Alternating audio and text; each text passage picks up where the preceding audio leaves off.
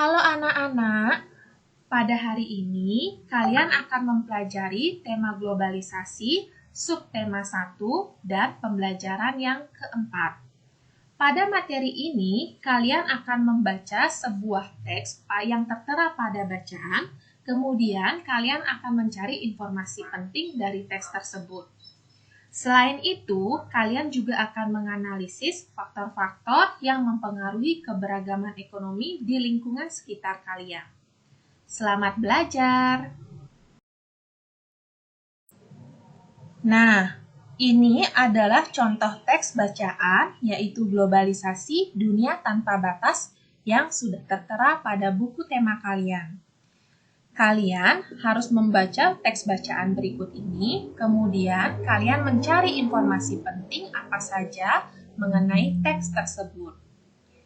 Selanjutnya, Ibu Guru akan memberikan kalian tugas untuk menggambarkan secara visual bahwa globalisasi membuat dunia tanpa batas. Kemudian, kalian foto hasilnya dan kirimkan ke Google Classroom. Terima kasih. Baiklah, setelah kalian mencari informasi penting pada teks eksplanasi yang sebelumnya, sekarang pada era globalisasi ini banyak sekali barang-barang dari dalam dan luar negeri yang bisa kita ketemui. Masyarakat bisa memilih barang-barang sesuai dengan keperluannya dan tingkat ekonominya.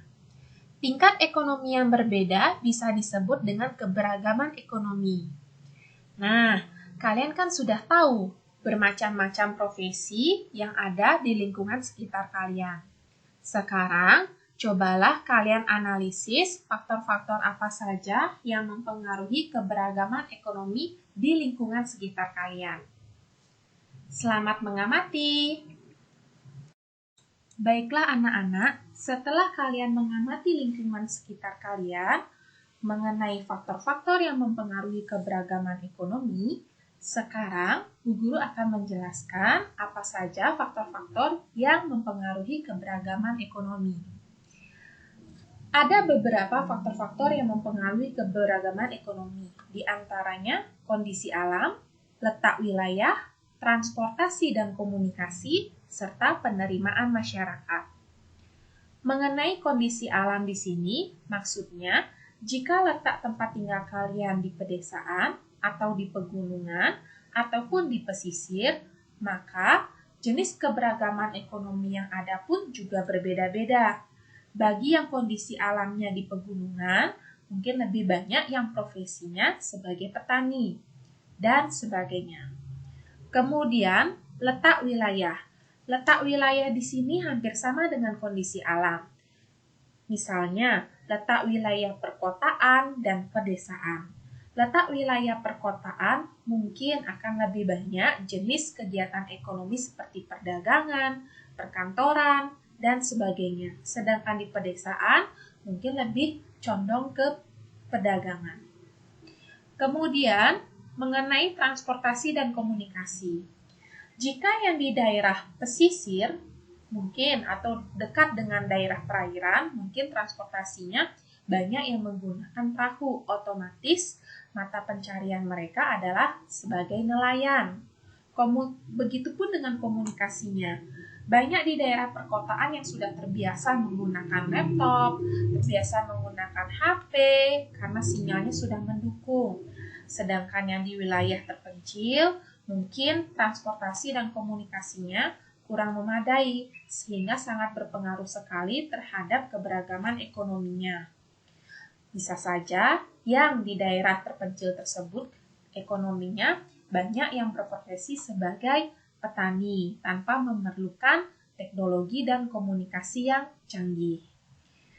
Kemudian penerimaan masyarakat. Di sini penerimaan masyarakat yang dimaksud adalah masyarakat yang mau terbuka menerima perubahan. Karena terkadang ada suatu wilayah di mana masyarakat yang masih tertutup dengan adanya perubahan, sehingga sulit bagi bangsa luar atau orang luar untuk berinvestasi ke dalam wilayah tersebut. Misalnya saja di daerah Kuta, di Bali. Di sana masyarakatnya terbuka dengan negara asing. Jadi otomatis banyak di sana keberagaman ekonominya, profesinya sebagai wisata di bidang sektor wisata. Berbeda misalnya di daerah lainnya. Misalnya ada yang masih tertutup yang tidak mau menerima budaya asing. Jadi tetap kental dengan budayanya sendiri. Begitulah kira-kira mengenai faktor-faktor yang mempengaruhi keberagaman ekonomi. Semoga anak-anak mengerti yang Ibu jelaskan. Bagaimanakah anak-anak? Sudah mengerti bukan pembelajaran hari ini?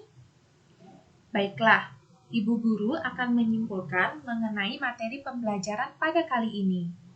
Globalisasi berasal dari dua kata, yaitu global dan lisation. Global artinya umum, menyeluruh, sedangkan lisation artinya proses. Jadi, globalisasi adalah proses perubahan yang terjadi pada masyarakat di seluruh dunia. Jadi, semua masyarakat umum yang berada di dunia ini mengalami proses perubahan. Berbicara mengenai proses perubahan, membawa dampak yang sangat besar sekali bagi kehidupan masyarakat. Sehingga muncul banyak keberagaman yang terjadi di lingkungan kita. Salah satunya adalah keberagaman ekonomi. Sebelumnya, kalian sudah mengamati apa saja keberagaman ekonomi yang berada di lingkungan sekitar kalian. Ya, mengenai keberagaman ekonomi, pasti kita berbicara tentang profesi yang ada di lingkungan sekitar kita. Karena dengan adanya kemajuan teknologi serta zaman globalisasi ini, maka banyak sekali jenis-jenis profesi yang ada dalam keadaan seperti ini. Misalnya, dulu tidak ada profesi seperti ojek, gojek, ataupun grab. Karena dengan kemajuan teknologi, timbullah mata pencarian atau jenis profesi yang seperti itu yang memanfaatkan teknologi. Itulah kira-kira salah satu contoh jenis profesi yang ada setelah munculnya kemajuan teknologi di zaman globalisasi ini. Ibu harap dengan adanya zaman globalisasi ini tidak menyurutkan kita ataupun tidak menghilangkan rasa kita sebagai warga negara Indonesia untuk selalu berpegang teguh kepada nilai-nilai Pancasila.